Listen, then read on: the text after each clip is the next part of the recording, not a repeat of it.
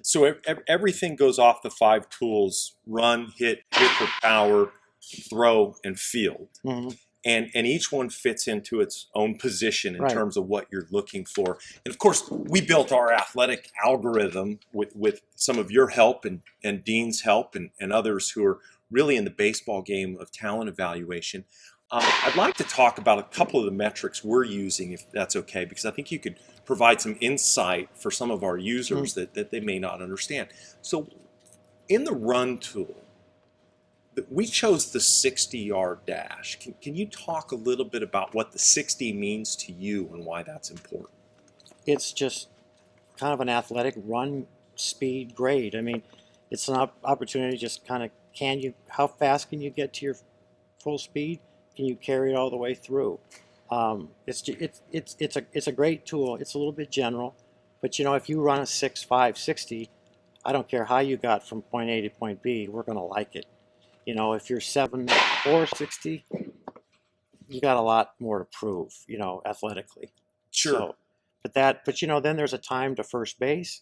There's the way you cut bags. It's your first step out of the box. It's what angles you take when you're running first to third or second to home. But generally, I mean, most scouts aren't going to be ever or anybody not going to be too far off on a run grade because it's pretty tangible. Sure. Now, let's talk about the hitting a bit. We chose bad exit speed, and what's exciting or interesting about bad exit speed is while we've been tracking it for a little while now, I still think there's a lot for the industry in general to learn about bad exit speed. But what does bad exit speed mean to you? You might be asking the wrong guy at the wrong time on that because I let the people, the analytics people, kind of incorporate that into what my eye says. I'm looking more for balance and posture, and if he can stay connected with his swing. I mean, all the way through. Can he stay linear through the ball? Does he keep the bat head in the zone a long time? Does he recognize spin? Does he break down? Does he take pitches easy? How does he track it? Sure. Um, right now, I'm probably going to be forced or trained to get into some of those numbers, but Well, but I mean, some of the conversations we've had offline would suggest that if you hit the ball harder, you have more successful results, whether it be distance or less time for the fielders right. to react. And so the bad exit speed does translate into a more Oh, productive offensive player. oh, it's a great indicator. But it also sounds like, and what I picked up from you, which is pretty exciting, is it's not just about the tools; it's the execution of the tools.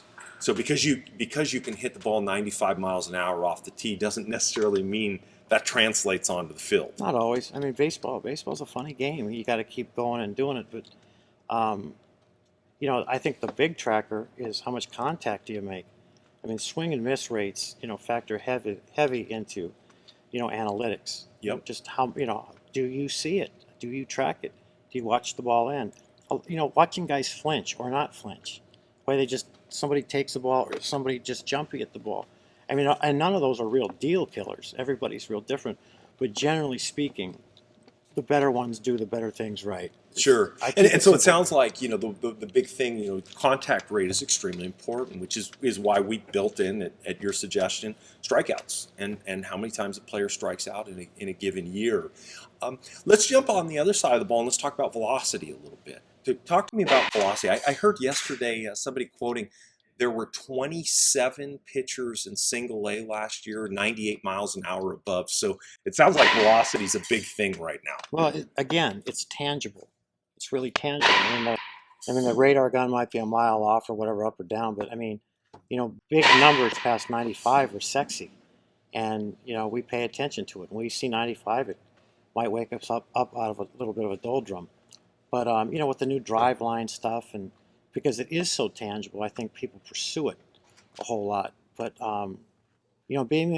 touching those big numbers, pitching at those numbers, pitching effectively, commanding the baseball at those numbers. Um, we'll see with the new age of velocity, how much that those numbers you just gave me, how much it really play well in the big leagues. Because pitching's still an art. I mean, you need power pitching. You need power pitching in the back of your pen, and you need power pitching to win in the playoffs, but they got to throw strikes. Sure.